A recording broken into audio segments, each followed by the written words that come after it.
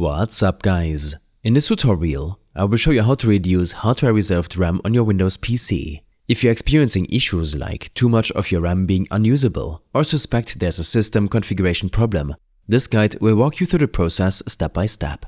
First, in your Start menu, search for System Configuration.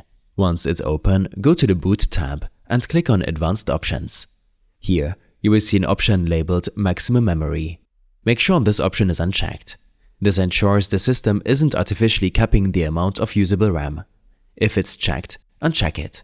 Click OK and close out of the window. Next, if the issue persists, you may want to configure your virtual memory settings.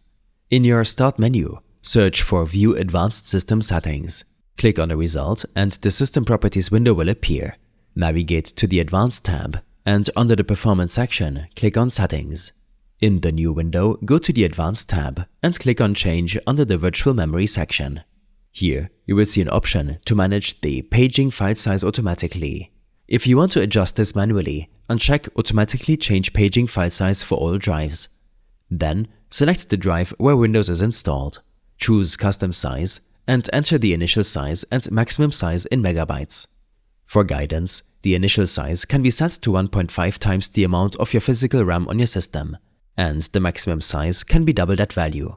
For example, if your system has 8 GB of RAM, that's 8,192 megabytes.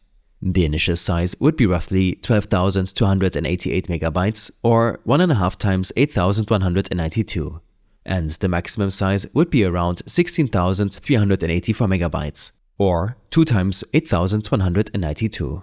After entering these values, click Set and then OK and restart your computer for the changes to take effect.